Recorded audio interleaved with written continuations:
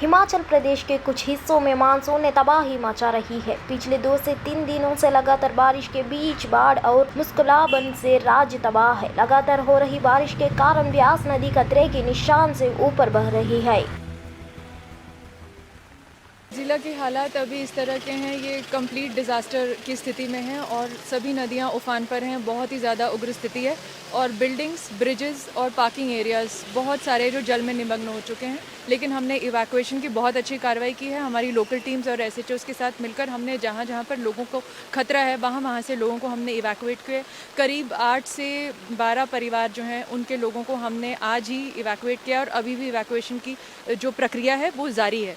कहीं तो कुछ लोग स्ट्रैंडेड हैं या उनको निकालने का प्रोसेस चल रहा है कुछ इस तरह? जो लोग कुल्लू से वापस यहाँ को यात्रा कर रहे हैं वहाँ से कुछ खबरें आई हैं कि उन लोगों के फ़ोन्स पे कांटेक्ट नहीं हो पा रहे हैं। कुल्लू में पूरी तरह से इलेक्ट्रिसिटी बाधित है, इस वजह से उनसे कांटेक्ट नहीं हो पा रहा है।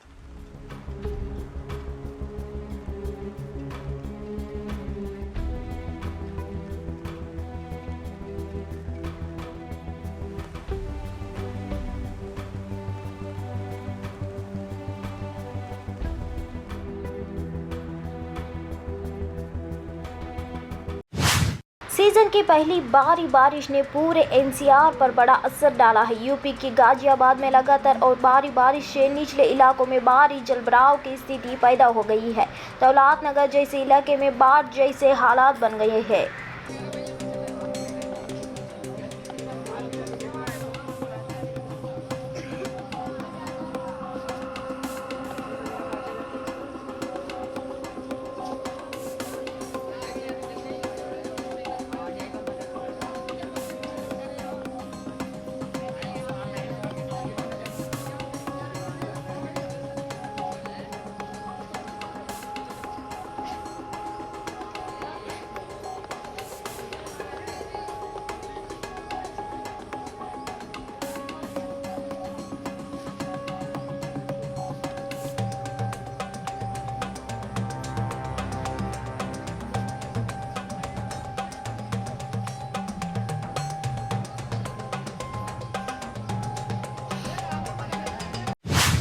केंद्रीय मंत्री प्रहलाद जोशी ने 10 जुलाई को कर्नाटक में प्रमुख जैन भिक्षुमानी कामकुमार नादी महाराज की हत्या की निंदा की। उन्होंने अपराध के अपराधियों के लिए कड़ी से कड़ी सजा की भी मांग की।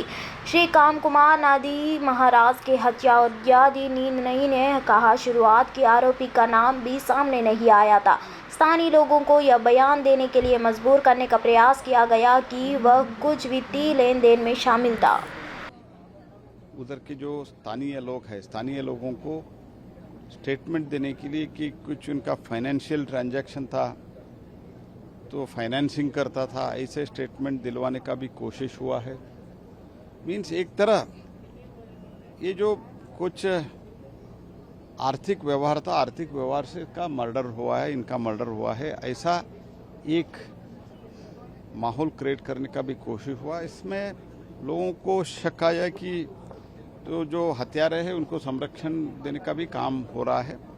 मुझे लगता है तुष्टीकरण का राजनीति का एक पराकाष्ठा है और मैं कर्नाटक सरकार जब लोगों से प्रेशर आया, जनप्रतिनिधियों से प्रेशर आया तब एक्टिव हुआ है।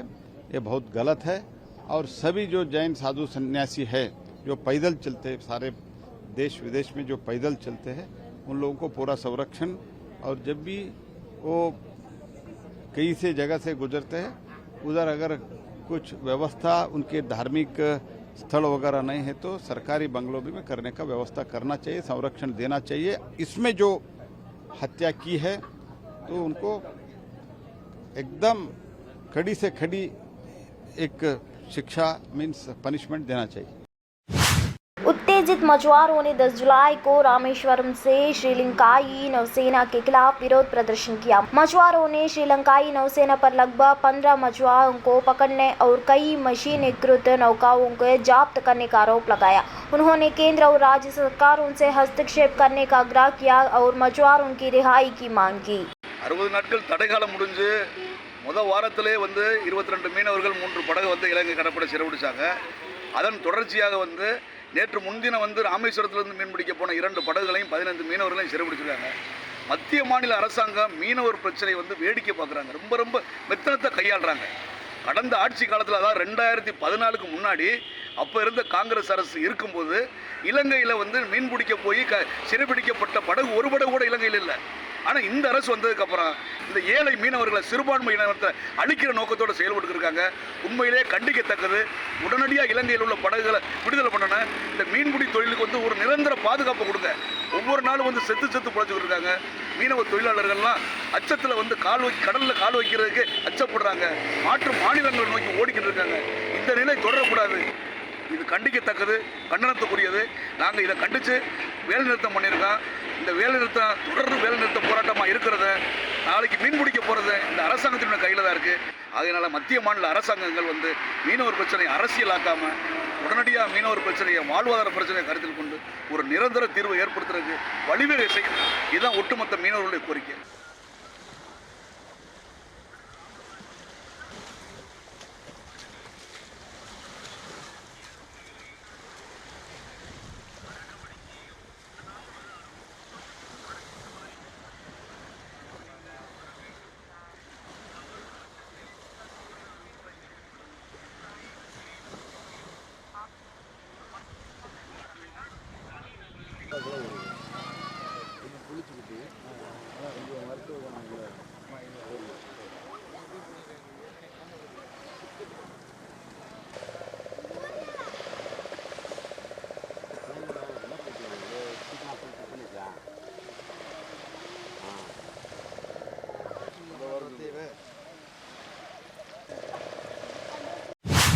राष्ट्रवादी कांग्रेस पार्टी में हुई टूट पर पार्टी नेता और राज्य के पूर्व गृह मंत्री अनिल देशमुख ने बयान आया है। उन्होंने कहा कि हम शरद पवार के साथ हैं। जो लोग हमारे सीनियर नेता लोग जो गए, उनके तरफ से सभी विधायक को ज़्यादा से ज़्यादा बड़ी तादाद में विधायक उनके साथ में जुड़ना चाहिए। उसके लिए सभी को ऑफर थे, मेरे को भी ऑफर था, सभी को थे कि भाई ज़्यादा से ज़्यादा विधायक उनके साथ में आना चाहिए।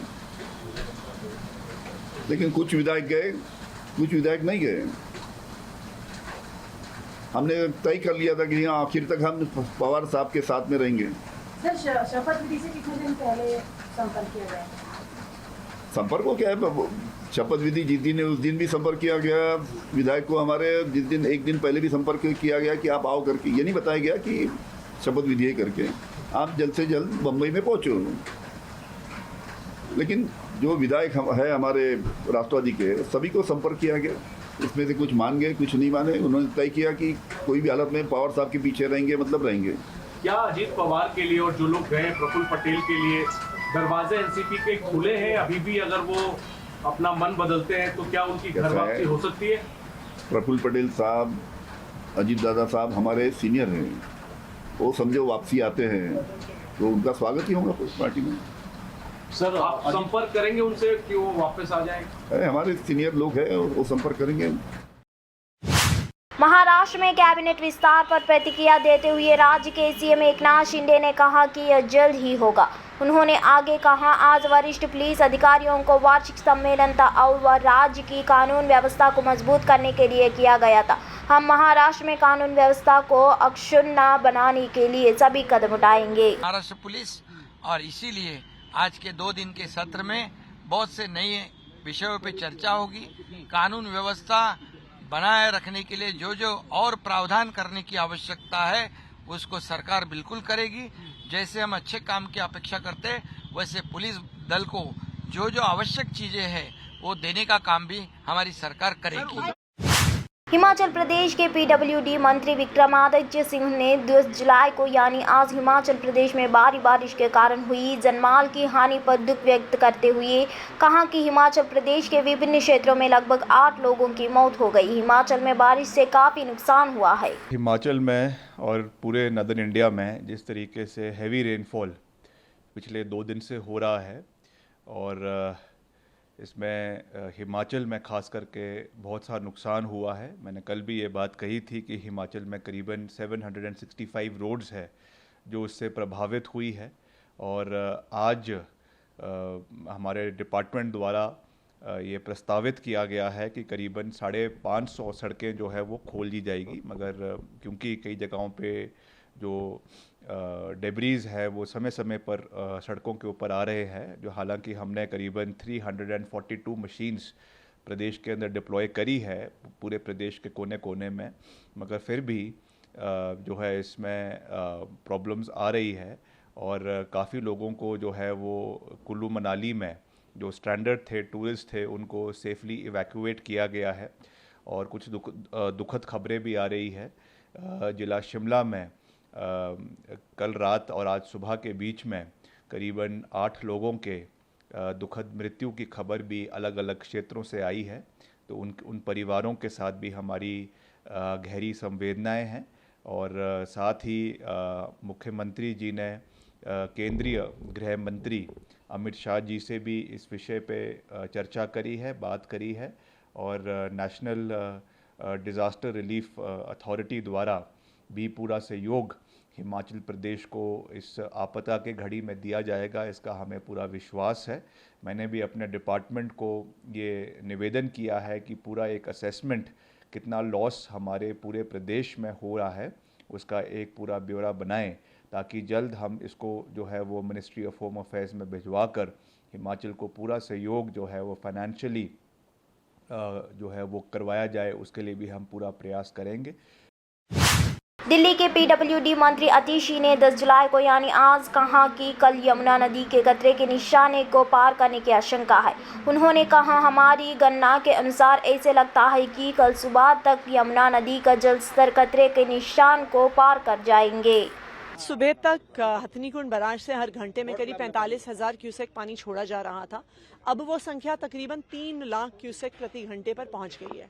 ऐसा लग रहा है हमारे कैलकुलेशन के हिसाब से कि कल सुबह तक जो वाटर लेवल है वो डेंजर मार्क से ऊपर पहुंच जाएगा।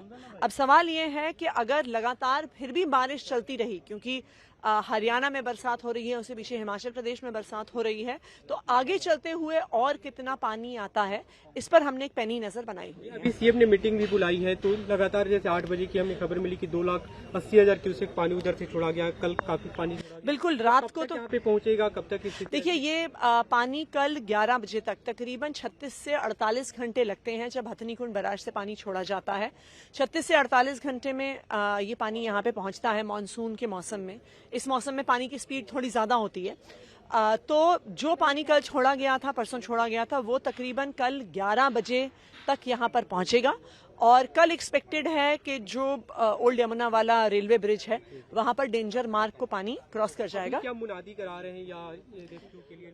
मुनादी ऑलरेडी शुरू हो गई है। जो फ्लड प्लेन्स में लोग रहते हैं, कुछ इवैक्यूएशन भी शुरू हो गया है। जो लोग पानी के बहुत ज्यादा करीब थे, पूरा इवैक्यूएशन प्लान भी बन गया है। पूरा पलना से लेके साउथ दिल्ली तक अलग अलग एरियाज में बोट्स को स्टेशन कर दिया गया है और बोट्स में प्रॉपर रेस्क्यू इक्विपमेंट भी है। दूसरा, जिन लोगों का इवैक्यूएशन होगा उनके भी अरेंजमेंट्स कि वो कहाँ रहेंगे, उनको कहाँ लेके जाया जाएगा, वो सारा अरेंजमेंट। दिल्ली की क्या स्थिति है? बाकी अगर दिल्ली की बात करें, जैसे बारिश के पानी लगातार कई जगह जल भराव की स्थिति थी, कि अभी क्या सिचुएशन है?